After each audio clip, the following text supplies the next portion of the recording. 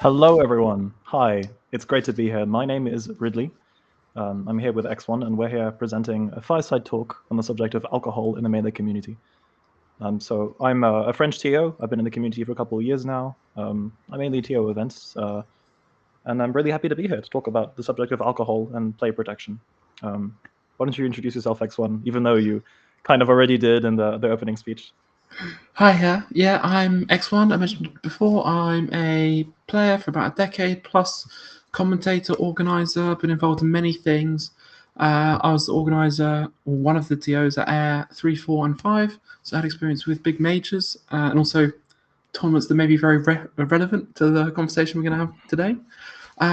You may have noticed, if you the eagle-eyed ones of you out there, that on the schedule it said with Ridley and Cone. Cone very sadly was not able to make it today. He has just gone to get his brand new house where he's moving to with his whole family. So do totally understand that and wish him the best. But hopefully I will be an adequate replacement today. Definitely. I think X1, as you said, since you have been here for over a decade, I think you're definitely, well, more than capable of being just as pertinent as Cone would be. And so we mentioned the subject of our talk is going to be alcohol. We have a few questions to get through during this talk. It's going to be about 30 minutes. Why don't we get right into it and start with our first question? So, do you think that alcohol has a place in Smash tournaments? Kind of a very broad question to kind of it's going to set the pace of what we're going to talk about. Yeah. So for me, I would say like not all Smash tournaments, definitely not. I think there are some events where I think it really doesn't have a place there and shouldn't be there. But at the same time, I think it absolutely can be a part of some Smash tournaments if there are sensible boundaries, sensible precautions put in place, and the structure for safeguarding and safe alcohol consumption. Um, and I think that's something that we need to chat a little bit about. I would say to put that sort of on a spectrum. Um, Something like a weekly, which is in a bar, for example.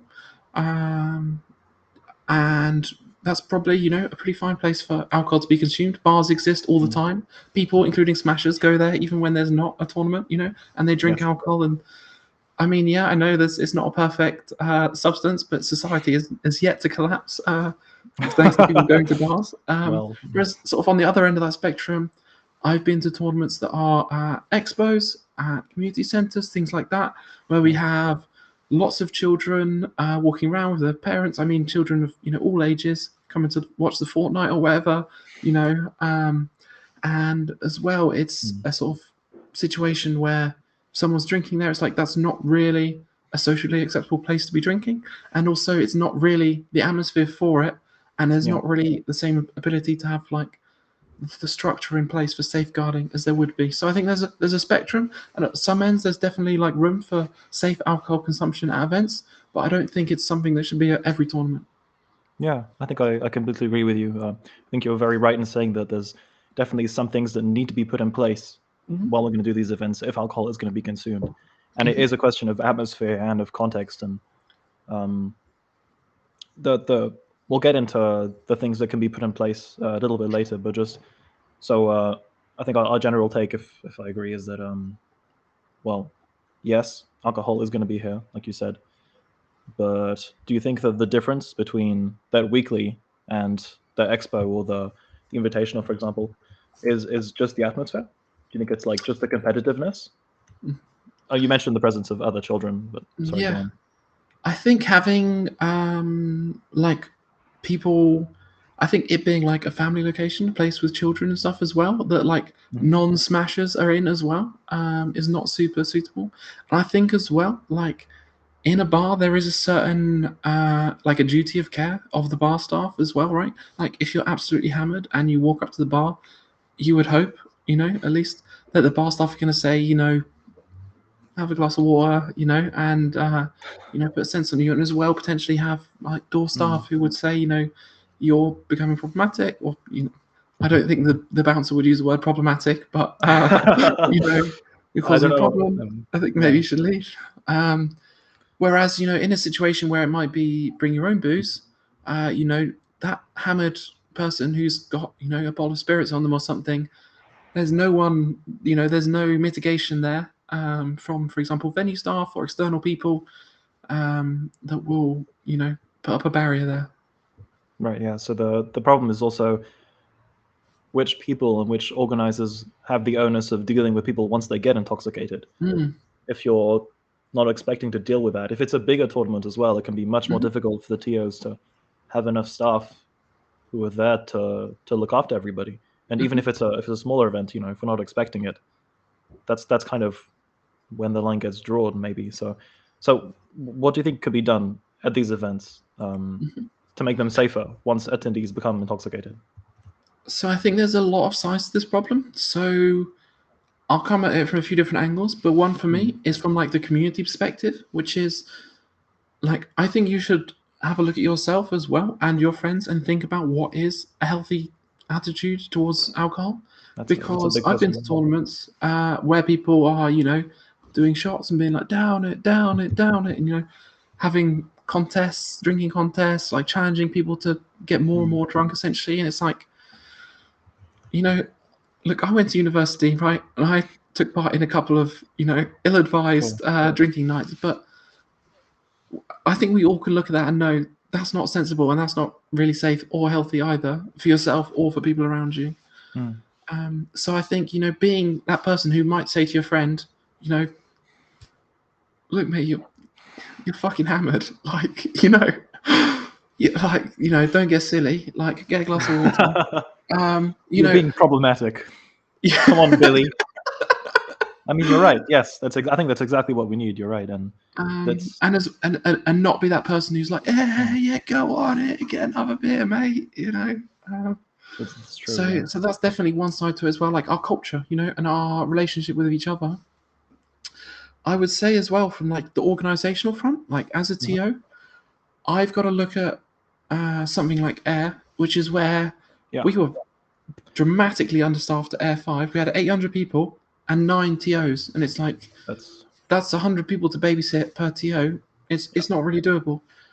And and one of the things that we really spoke about after that, because to be honest, we looked at it, we know that it wasn't okay. Like after we did that, like it should not have got to that state. Like and one of the things that we really did want to do is have like stewards at the event. So I don't know if you've ever been to like a music festival or something like that. Right. So like a Reading festival, which is in fact where I live, very big famous music festival in the year. They have Oxfam stewards, which is people who they have vests on. They're not festival attendees. They're in an official capacity. They're not allowed to drink, and they're very visible and they're very external to the event. And at a Smash event, if you just have like a TO or a community person walking around trying to be that voice of reason, it can be a little bit more difficult. Whereas when you have someone who's like disconnected, for example, a steward, perhaps someone who's associated with the venue, or someone who's completely external, like a volunteer from a local group, or even better, to be honest, paid staff to do this. For sure. That can help keep people being more sensible and keeping a lid on things a little bit more. So you think that the kind of the responsibility or the effort that needs to be put forwards to tackle people being really intoxicated or kind of going overboard like they would be at Air, it needs to be organizational on one part. So you mentioned just before that it should be obviously, if you can, try to not be that person that's telling people to get drunk and tell people to chug the things, but then that's a great point. They're having people that are externally there. That depends on the TO zone, how much how much money the event has, and obviously the organizational part. But if I can just segue a little bit as well, this is something that we've spoken about a lot for safeguarding. So we ran Camp Cone, Team Air ran Camp Cone in the year, which was a smaller local UK tournament, but still 100 or so people, and there was people drinking there. And we spoke about safeguarding a lot for this event because obviously we're very aware of it now, following Air, following the events of last July, the sexual assaults that happened last year, and it's something we're very aware of. And a lot of times in terms of safeguarding, we've noticed when people in the community are kind of the people in the position of power, and this is something that Bryce touched on last year as well, that does kind of open the door to corruption as well and to problematic behavior, because those people are considered trusted and reliable, and if they're not, then there's an imbalance there, which is not healthy. Whereas someone who's external, for example, venue staff, things like that, they have no idea who Leffen is, or anyone like that, So they're not going to be swayed by these power structures. So I think on a safeguarding aspect, in terms of alcohol and in terms of general safety, it can be really important to have these external people present at the event who are, looking at it with a safety eye as well. Yeah, I think that's totally true. Especially since we learned last year as well, not only the importance of play protection, but also the importance of putting into question the power of these top players and highly respected community members. If it's hard enough to tell people to stop drinking, like normally, it's even harder to tell a Leffen or Leffen is just an example of a very famous, Yeah, apologies to Leffen. This is not about you. I was like, who's really famous? Yeah, Leffen, that guy. Well, so to kind of move on from that, another solution that potentially that I'm sure has been discussed that you've considered is having events where alcohol is completely banned, especially when there are minors involved. What do you think about that?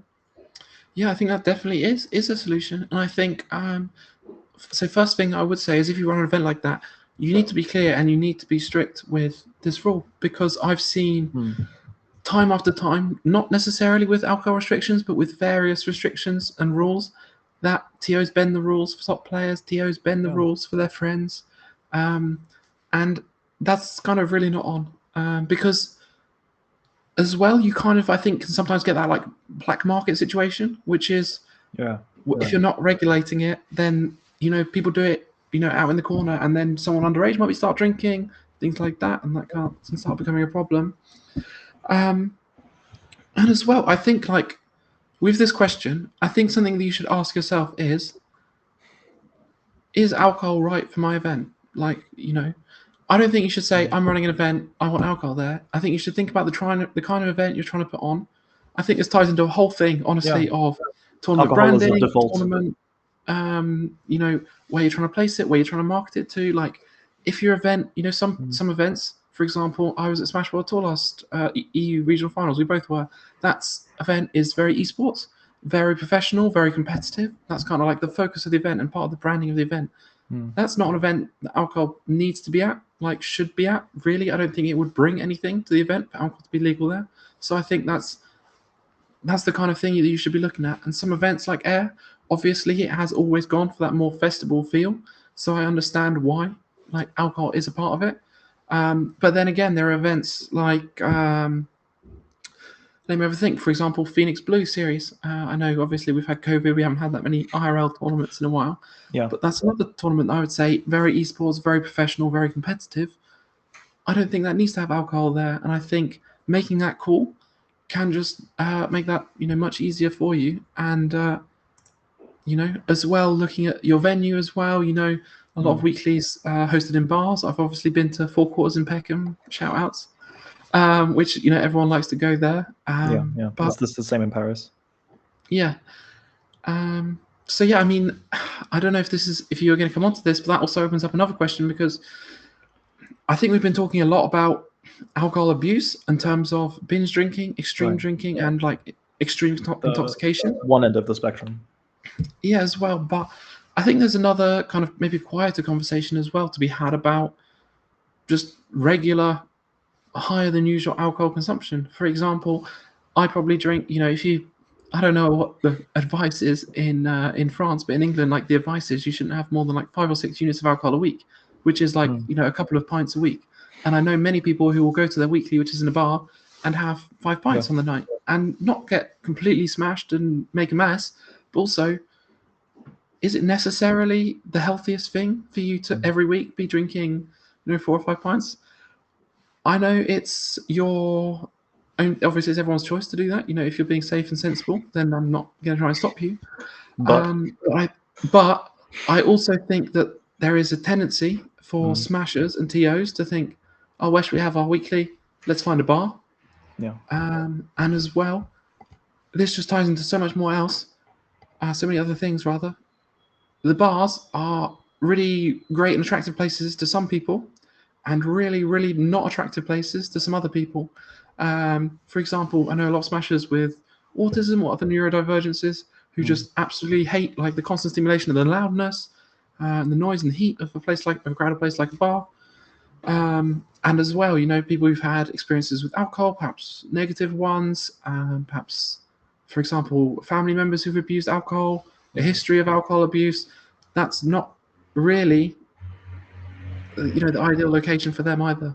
Yeah, I definitely agree. Especially like in these cases when there are weeklies that are happening, it's the atmosphere of like it's a laid back event. It's just like the casual melee. It's the background, and then usually, at least it's the case in France as well. We had a Parisian weekly that was held in a bar, which was kind of a video game themed bar, but so the atmosphere wasn't full on drinking, but it was still there. And to kind of support the weekly, the idea was you bought a drink, and most of the drinks are alcoholic, of course. There were some like you get a Coca-Cola, but then and then I guess this ties into a lot more because we're getting into like societal problems of just alcohol is just generally we're gonna have a good time. Oh, we need to have a couple beers, which is exactly like you said. It's finding the line between the like casual alcohol consumption, which is also that's kind of alcoholism, regularly consume alcohol, and then obviously like differentiating those issues from the kind of general worst case scenarios that that we hear from. Like I heard about the one case in the last air about the one person that got completely blackout drunk, but it's not to like diss the air specifically, not the air tournament series, but yes, that's just an example of. Yeah, we know about that guy. Yeah, Yeah. I never even went to an air tournament, and I heard about that's the kind of Yeah. thing that happens, obviously, and it's important that it doesn't have to come to that, right? I think as well, I want to highlight something else, which is another situation where we kind of see the conflation of these two worlds. If we have, that bar tournament, and I'm not trying to shut down bar tournaments by any means, you have that bar tournament and people go there and they have 2 or 3 pints, they have a good time, they chat, maybe they play a crew battle or whatever, and it's a good time. And then you have that one player who is there and has drunk 6 or 7 pints and the tournament's not even over and they are getting absolutely smashed, That's also an opportunity for you as like a good Samaritan in the community. And maybe you could say as a player, not a TO. In this yeah, case. yeah, to every player, and for example, if you're this player's friend, or even if you don't know them that well, maybe it's a good time to have a conversation, perhaps after, about that, because I think maybe this is pop psychology, I don't know, but when you're at an event where people are quietly and pleasantly and safely consuming alcohol, and one person's getting absolutely smashed, that to me is a pretty clear indicator that they're getting smashed because there's something going wrong in their life, there's something they need to talk about, there's something they're stressed about, they have some mental health problems, something like this. So if we're going to call that a cry for help or whatever it is, that's just a moment to have a conversation with them, perhaps, because a lot of times we talk about the smash scene and a lot of times we talk about the smash community, and I do want to think we should try and think of this as like a community, and that means people who look out for each other and try and make the place safe and better for everyone. And I'm sure many people in their lives watching at home, and myself included, have got a little bit too drunk at a party before because we're feeling like crap, and it's like it can be good to have someone who reaches out. Obviously we're really tying into like a much bigger conversation now about Course, mental health support services, networks and stuff like that, but I do just want to highlight how these two things tie in and how alcohol or drug abuse can be a symptom of something else, and not having that reaction of hey good lad, yeah, and instead maybe measuring them and keeping a lid on them, and then perhaps at a quieter time another day having a conversation with them might be a really good idea. Yeah. I think the point to highlight here is that it's better to try to do it later rather than earlier. If you're uncomfortable and you're like don't really know how to deal with these people, it's usually better to kind of wait. If you have their contact, if you at least if you're a player there, at least maybe let a TO know so they can do the reaching out for you if you don't feel comfortable and safe doing that. Yeah, and for sure. And as well at the short term, this is something that I've done as well. I've done it. I won't say which tournament actually because I don't want to embarrass anyone. Sure. But like if it's at a bar, like just go to the bar staff and be like, look, yeah, that guy is too drunk. Like he's not causing trouble yet, but I know he's gonna. And could you just keep an eye on him and maybe not serve him, or and things like that, because they have a duty of care as well, right? For sure, yeah. It's I'm glad that we kind of talked about all these points. We've gone very briefly over kind of many different things, and I think it's really important to kind of understand that on one hand there's your kind of personal responsibility, like at these weeklies, to kind of deal with yourself getting drunk as you would in a community, as you would in everyday life, which everyone kind of needs to learn how to do, and needs to learn how to help other people potentially. And then there's, on the other hand, the TO's role, or anybody who's in the general community's role of also making the difference between that kind of event and a more esports event. And I guess the general take is that it's going to be more fun if it's in a bar and everything. That's kind of the vibe that we get for a lot of these, right? Like, I know lots of people said after the last air that it was the best tournament they'd ever been to in their life, even though there was a lot of alcohol abuse. So yeah, that's I think like we need to, as well as TOs, like just, I think this is something that I was trying to get to, but now it's crystallized more in my brain when we're talking about deciding whether alcohol is right for your event. I think sometimes that people think that alcohol is like a fun button. You just press it and it's like, fun. Right. Like, oh, how do we make our event fun? We'll have a bar, and let's just press the button because that's how we do it. But it's like, that's not really how you have fun. Like, I'm sure people have had horrible times getting drunk as well, and I'm sure people have had great times not drinking as well. And alcohol obviously can sometimes, enhance the amount of fun that people have. But also, it's not just as simple as you say, let's add beer, and suddenly my event is better. My event is more like air because we're all gonna get drunk, Exactly. Wow, that was so. We could be air as well if we added. Well, no, that's. I mean, we're kind of joking about this, but I guess it is, and again, it's like not just for the melee community that this is. Generally, that things are going to happen. Yeah. Yeah, absolutely. Yeah, I think the alcohol conversation is really important one to have, and as well, like potentially it's worth opening up a little dialogue here as well about other drugs. Like I'm sure many people who've been to a Smash tournament before, known that people do and have done smoke weed at venues or outside venues at tournaments. If you're a Slippy kid watching, then you might see what we mean at some point. Yeah.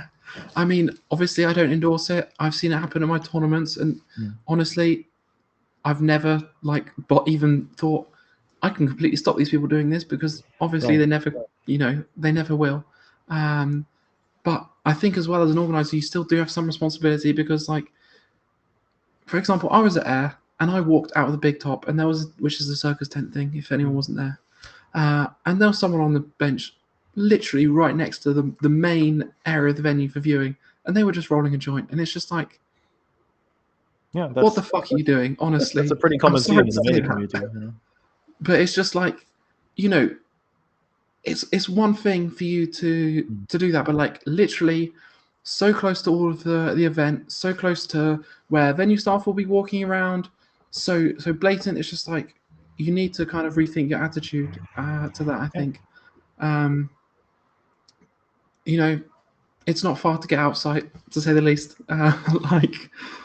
I think, especially in this case, it's also kind of a property of the melee community that this is kind of more accepted at this point. Maybe because it's kind of more commonplace. But if you compare it to like any other sporting event or something that would be more of I guess it's more of the scene part of the melee scene than the community. That at the same time we can have these very laid back events, and at the same time we can be very esports. So if it's air, where the line is flipped, everyone's getting super comfortable, so the person decided to just roll a joint just outside. But if it was like any other sporting event, they would probably be kicked out or told off immediately. Yeah, for sure. It's like I understand why tournaments organizers kind of have the leniency, and obviously I do as well. Even though it's obviously illegal in most of the countries that tournaments are organized in. Obviously, this may not apply for other things, but imagine you went to like a football match and you just nip back out of Wembley and just roll a joint right outside Wembley Stadium. You as the player. Yeah, it's just like that. it just doesn't happen. Yeah. So obviously, like we've got that thing, but as well, I think you need to just think about how visible you are, and as well like what impact you're having on other people who are new to the community, who are younger, who haven't been exposed to these kind of things before. And as well, I think a lot of events, maybe less airs, but I've run a lot of events in community centres and in like church halls and stuff, and it's like there are other people using the venue. There are like one of the churches where they've organised tournaments in Southampton. Like there's people just having a church service, and there's like families in there, like, and it's the next room, and it's like I don't want Yeah. a family with 2 kids like walking out the front and being like, why is that person smoking a joint right out the front of the church? Like, Yeah. you know, Yeah. That's it's yeah. And as well, sometimes these people come in and like the kids are like, oh, what's this? Oh, I've seen that. That's like what I have on my Switch, right? It's like that's potential people who may in future come and join the Smash scene, who may be involved, and if their parents are like, no, that's just stoners, you should stay away. Like it's obviously not healthy, is it? for sure. So Mm.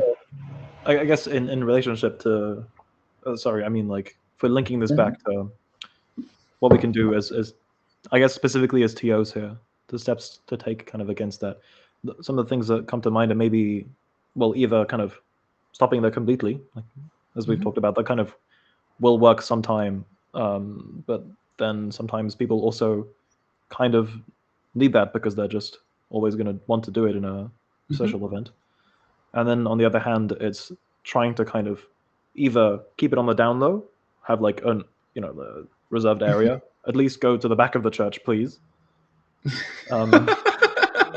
Here's the little Yeah. but that's what happens sometimes. We'll at least ask the people who are taking drugs or who drink alcohol Yeah. to keep it to a specific area. I know that's what we're thinking of doing for HFN.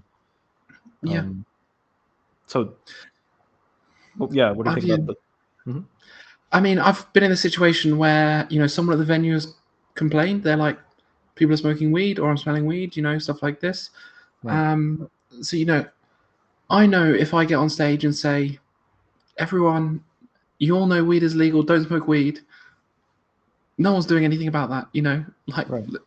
that nothing's changing from that. Of course. So what I would usually say is, I'm sure you all know that you can't be smoking weed at the tournament. We've had venue staff complaining, and they are smelling weed on the venue. Like anything illegal that happens on the venue can cause you to be kicked out of the tournament. Which hopefully, I mean, I don't know if people are thinking straight, but we'll get the message across. Like, please go away. Like, and not do this visibly where it's happening. If you are going to do it at all, which obviously people will do. Yeah, just don't take the weed in the venue. Yeah, literally. It's Just have some decency. And it's like, just to go on a little rant now, with somewhat a little bit off topic, but it's fine. We have some time left. we have, like, me as a tournament organizer, I have a relationship with the venue. Obviously, it's a business relationship where I pay them, but also they can say, we don't want you to come back here. They can say, we don't want your custom. It's not worth it. I have to maintain that friendly business relationship with them. And for events, especially on the bigger scale, like Air, like we've had massive difficulty because of venues saying, we don't want your custom here. We know that people use drugs. We know that people drink too much. That's not the kind of events that we want to run here. And that means we spend as TOs months and months and months looking for other alternative venues. And I'm sure in some cases people won't be able to find them. And you are actually harming the tournament and the future of the tournament series potentially by, drinking too much, becoming too irresponsible, or, using illegal drugs, on the premises in a visible manner. So you need to like think about that, not just for like doing the TOs a favor, but also just for everyone really. Yeah, because it can definitely be harmful, as you said, both to individuals and to the TOs and to the tournament itself in some cases. As well. I think maybe a last question that I would have for you is, so it's difficult to kind of find the line between what's an esports tournament and what's a kind of friendly local. Obviously, those two seem very different, but for something like Air, the line is blurry because there's the atmosphere is there for having alcohol and for being relaxed. What would you do, I guess, as a TO if you're organizing a tournament and some players that you know, maybe they come forward to you, they want to have no alcohol involved in this tournament. You know, they're like asking, they know that some players are doing it in other tournaments. Maybe you're just starting a weekly because offline has just started again. And how do you make that call? I guess it's kind of what you mentioned before, right? The branding of your tournament.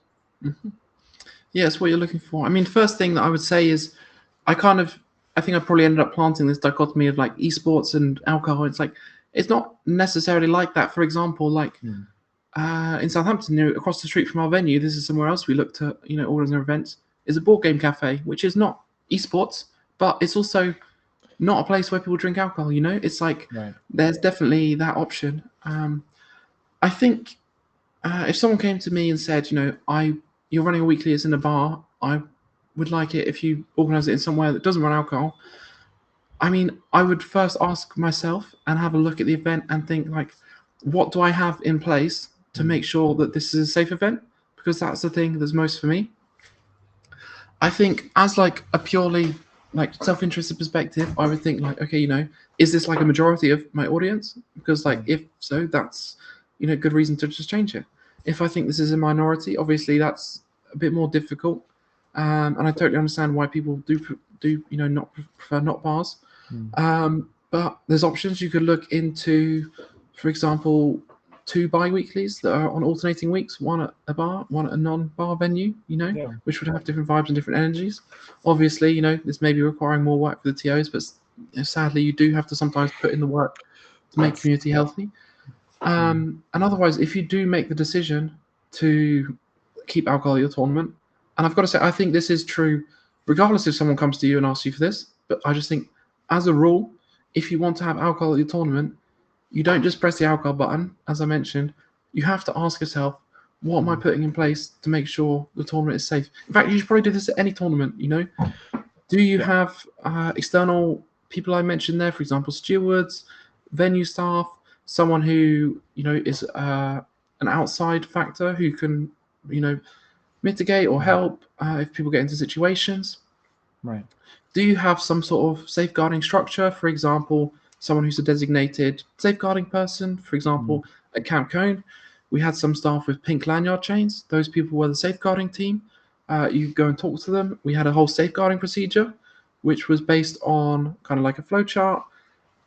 Is this person in immediate danger? If so, remove them from the situation. If not, take a recording of what they have to say, etc., etc., etc. You can look up similar things online, or if you want to contact me on Twitter, I'm sure I can share some of the resources. A lot of the stuff that we built was from the NHS, which is the UK Health Service. Their guidelines for safeguarding, which is a really great place. I would also ask myself, are any of my staff safeguarding trained? If not, maybe you should have a look online. There's a lot of free safeguarding courses that you can do that are really valuable. And I would also ask, is there anyone at the event who is an organizer, an admin, who is not going to be drunk, because if someone's coming up and saying, oh, this person's a problem, and you're drunk yourself and you're not really able to evaluate the situation clearly, then that also can be a problem. So you need to be considerate of that. Those are all very great points. That it's the important thing is having solutions in place for play protection if anything happens, or having somebody that you can go to, being able to talk to the TOs. And I think there's also, it's important as a TO, somebody who's going to be running an event, to take all these questions into account and to tell yourself you're not going to drink in case something happens. I mean, maybe if you have a weekly, you might think, I want to drink. Maybe there's just, if you have a few TOs, just have a rota, just like a designated driver, just one person who will not for the week. As well, I just want to kind of tie those things together, because I think very early on, you asked me this question, what can we do to make places safer when people are drinking alcohol? And I kind of gave 2 sides to it. One, the community side, where it's, telling your friends, chill out a bit, slow down. And then the other side, which is the organizer side. But I want to stress as well that these two are interconnected in a way.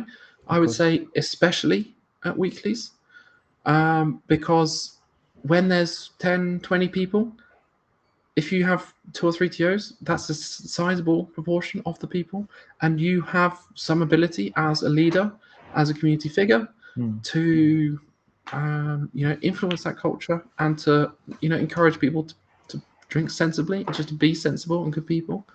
I mean, obviously, at any capacity that any of us is can be a role model potentially, or a community figure. It's important to set a good example, I think. Yeah, I think it's important that even with alcohol in an event, that everyone can find their place in a community. And that's going to be my segue to the end of our panel. I think we're going to cut to a short break, and then after this, because this is the end of our fireside talk, it's going to be the next panel, which is finding a place in the community. Well, thanks a lot, X1. Thanks for your time. So the next panel is going to be moderated by Jana and Ashclay, featuring VA Vanity Angel, Swish, and Ashclay. We're going to learn how to find a place in a community and listen to very qualified people talking about that. Yeah, I think I'm really looking forward to that talk. Thank you, everyone, for tuning into this one, and don't go anywhere.